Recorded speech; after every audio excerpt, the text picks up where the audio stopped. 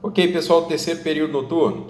Vamos corrigir agora a questão número 2 da nossa prova de Direito Penal 3. E tem o seguinte enunciado a questão.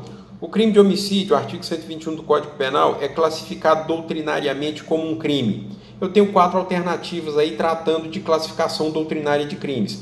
Mas em relação ao homicídio, a questão a ser marcada, a opção a ser marcada é a opção A. Por quê? Afirma que o homicídio é um crime de dano material e instantâneo de efeitos permanentes. E está correto. Por quê? Olha só, o homicídio é um crime de dano porque o tipo penal prevê como resultado do crime uma lesão ao bem jurídico protegido, que no caso é a vida, certo? Diferente dos crimes de perigo. Nós estudamos crimes de perigo, perigo de contágio, abandono de incapazes. Vocês observem que naqueles tipos penais, o crime se caracteriza tão somente com uma exposição do bem jurídico ao perigo, correto? Aqui não. Aqui no homicídio, o bem jurídico exige, para que o crime se caracterize, exige que aconteça uma lesão, ou seja, a vida tem que ser ceifada para que o crime esteja caracterizado. Então ele é um crime de dano. Ele também é um crime material. Por que é material? O crime material é aquele que prevê a conduta, prevê o resultado e necessita que o resultado aconteça para que esteja consumado, certo? Então o homicídio ele prevê a conduta, que é matar, prevê como resultado a morte, e eu só tenho o crime consumado se a morte efetivamente acontecer.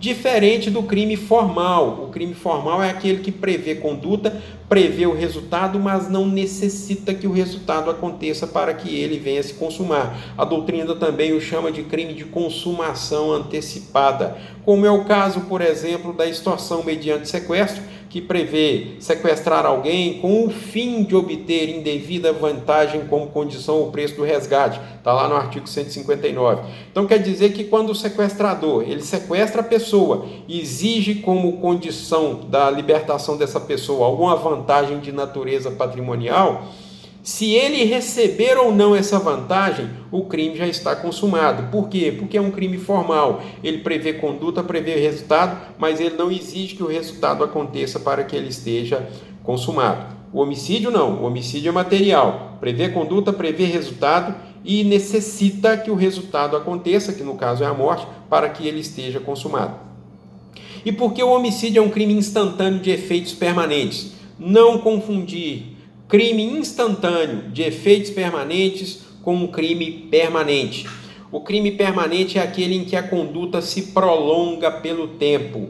Então, o sujeito ele inicia a conduta em um dado momento, mas não há um tempo exato a ser onde essa conduta possa cessar. Então, por exemplo, o sequestro, que nós estudamos no artigo 148, há exemplo também da extorsão mediante sequestro, que a gente ainda não estudou, mas já falei para vocês aqui, que está previsto no 159, são crimes permanentes. Por quê? Porque a conduta ela se prolonga pelo tempo, ou seja, você sequestrou uma pessoa, mantém essa pessoa em cativeiro, se você mantiver essa pessoa em cativeiro por 8 meses, 1 ano, você estará praticando ainda o crime, você estará executando essa conduta, tá certo? O homicídio não, o homicídio, a conduta ela se esgota em um dado momento, ela cessa em um dado momento, porque o homicídio ele é um crime instantâneo. Então você sacou a arma, disparou contra a pessoa, na prática do crime de homicídio, a sua conduta, a partir do momento que você deixou de disparar, a sua conduta cessou. Se o sujeito for para o hospital e falecer depois, não interessa, o seu crime é um crime instantâneo, ele cessou quando a sua conduta cessou. E os efeitos dele são permanentes, tá certo? O homicídio ele é um crime de efeito permanente, porque no caso de tirar a vida de alguém, não tem mais volta, tá certo? Então a alternativa correta seria essa alternativa A.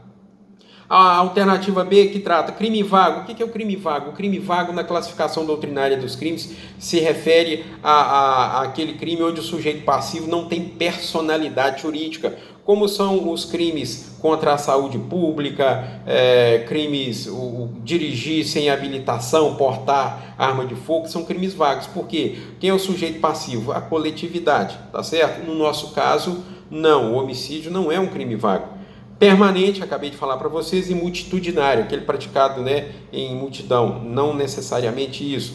Próprio, o que seria um crime próprio? O crime próprio é aquele crime que só determinada categoria de pessoas pode praticar, tá? Que não é o caso do homicídio. O homicídio é um crime comum, tá? Porque qualquer pessoa pode praticá-lo. De perigo e exaurido, né? Então eu estou me referindo aí ao crime de perigo, tá? O perigo, já disse para vocês a diferença entre crime de perigo e crime de dano, vocês entenderam muito bem aí, eu espero, tá? Comum, né? O homicídio ele é um crime comum, ele é um crime de forma livre, pode ser praticado por várias pessoas, e de concurso necessário de agentes. Está errado exatamente por isso. O homicídio ele é comum, é de forma livre, mas ele não é um crime de concurso necessário de agentes. O que seria isso? O crime de concurso necessário de agentes são aqueles crimes que exigem mais de um sujeito ativo para a prática. Exemplo da formação, a associação criminosa, a antiga formação de quadrilha, tá? Exemplo do crime de rixa, que nós estudamos no artigo 137, que exige no mínimo 3 pessoas para que o crime se caracterize. Então, a alternativa correta é a alternativa A. Beleza, pessoal?